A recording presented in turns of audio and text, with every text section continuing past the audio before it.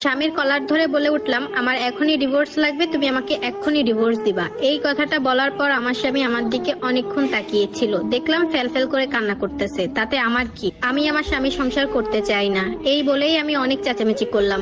আমার স্বামী অনেকক্ষণ ভেবেচিন্তে বলল, আচ্ছা ঠিক আছে, কাগজপত্র রেডি করে আমি ডিভোর্স তোমাকে দিয়ে দিব। অল্প সময়ের মাঝেই আমাদের ডিভোর্স হয়ে গেল। ডিভোর্স পেপার আমার স্বামী হাতে ধরিয়ে বলল, এই যে নাও তোমার ডিভোর্স পেপার, এটা নিয়ে সোজা বাপের বাড়ি চলে যাবা, আর কখনো আসবা না। আমিও মনে মনে অনেক খুশি, থাকবো না তোমার ঘরে, খাবো না তোমার ভাত। আজকে থেকে আমি আমার স্বাধীনতা মতো চলাফেরা করতে পারবো। আজকে ডিভোর্সের 3 দিন হলো আমি আমার বাবার বাড়ি এসেছি। এই 3 দিনে তারা আমার অবস্থানটা ঠিক ভালো মতোই বুঝিয়ে দিয়েছে। বারবার মনে হচ্ছে যে এই পরিবারে না এসে যদি আমি মরে যেতে পারতাম তাহলে আমার জন্য খুব ভালো হতো। ডিভোর্স দিয়ে প্রথম দিন যখন বাবার বাড়িতে আসলাম তখন আমার হাতে বড় একটা ব্যাগ দেখে আমার ভাই সাথে সাথে বলে উঠলো, কি রে এত বড় ব্যাগ নিয়ে আসলি যে, অনেকদিন থাকবে নাকি? এই কথা বলে সে চলে গেল। আমিও কোনো কথা না বলে রুমে চলে গেলাম।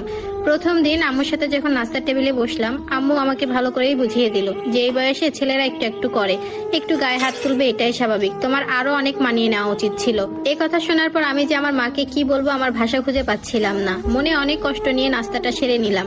রাতের বেলা যখন খাবার খেতে বসলাম, আমার বাবা বাসায় ফিরে এসে বলল, তোমার আরো একটু ধৈর্য ধরা উচিত ছিল, এই বয়সে একটু একটু করে ছেলেরা। বাবা বলে উঠলো, বিয়ে তো দিয়েছি, কম বছর হলো না, এখনো বুঝতে শেখনি? তোমার তো বোঝা উচিত ছিল, এরকম বড় ব্যাগ নিয়ে যদি বাবার বাড়িতে পড়ে থাকো তাহলে আশেপাশের মানুষ কি বলবে। বাবার মুখে এই কথাটা শোনার পর রাতের খাবার আমার গলা দিয়ে নামতেছিল না। আমি জানতাম প্রতিটা বাবাই তার মেয়েকে একদম আগলে রাখে, কিন্তু আমার বাবা যখন রাতে মায়ের কাছে শুনতে পেল আমি ডিভোর্স দিয়ে একবারে চলে আসছি বড় ব্যাগ নিয়ে, সবকিছু নিয়ে, তখন আমার বাবার চেহারাটা একদমই বদলে গেল। সে একদম পরই হয়ে গেল। তাদের সবার চোখে মুখে একটাই কথা, এই যেন উটকো একটা ঝামেলা তাদের ঘাড়ে এসে পড়েছে।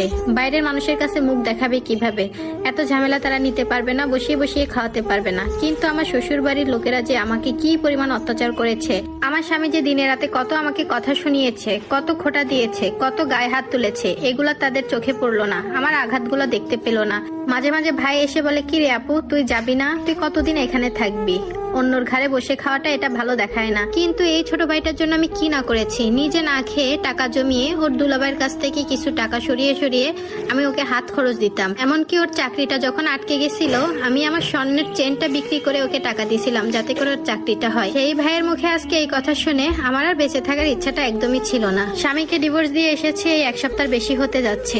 এর মাঝে নিজের ফোন থেকেও 2-1 বার স্বামীকে কল দিয়েছিলাম। ভেবেছিলাম সে আমার কল দেখে হয়তো বা ব্যাক করবে, কিন্তু না, কোনো রকমের সে আমাকে কোনো কল ব্যাক করেনি। মাঝে মাঝে টেক্সট দিতাম, সেটাও ইগনোর করতো। এরপর শুরু হলো আমার নাম্বার থেকে একটার পর একটা কল দেওয়া। দিনে যে কতবার কল দিতাম, কিন্তু সে কখনোই কল আমার রিসিভ করেনি। তারপর পাশের বাড়ি থেকে নাম্বার নিয়ে তাকে কল দিতাম। একটার পর একটা নতুন সিম কিনেও তাকে কল দিতাম, কিন্তু সে বুঝতে পারতো সে কখনোই নতুন নাম্বার থেকে কল রিসিভ করতো না, কারণ জানে যে তার ফোনে এইসব নাম্বার থেকে আমি ছাড়া আর কেউই কল দিই না।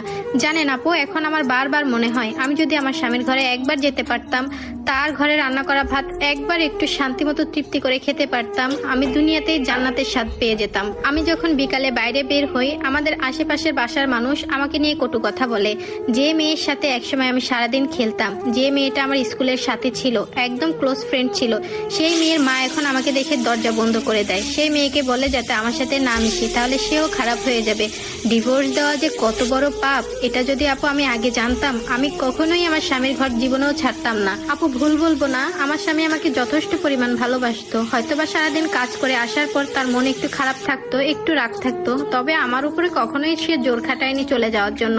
শাশুড়ি ননদ 2টা কটু কথা বললেও সে আমাকে তত কথা শোনাতো না, মাঝে মাঝে শোনাতো তাদের জন্যই। আমি আর এভাবে 1 মিনিটও থাকতে পারতেছি না। আমি যেভাবেই হোক আমি আমার স্বামীর কাছে চলে যাব। আমি একবার গেলে আমার স্বামী আমাকে কখনো ফিরিয়ে দিতে পারবে না। আর এই স্টোরিটা একটা আপুর লাইফ থেকে নেওয়া। আশা করি সবার ভালো লেগেছে, আর সবাই চেষ্টা করব স্বামীর সাথে মিলেমিশে থাকার জন্য, কারণ একটা মেয়ের বিয়ের পরে স্বামীর ঘরের ভাত ছাড়া বাকি সবার ঘরের ভাত অনেক দামি হয়ে যায়।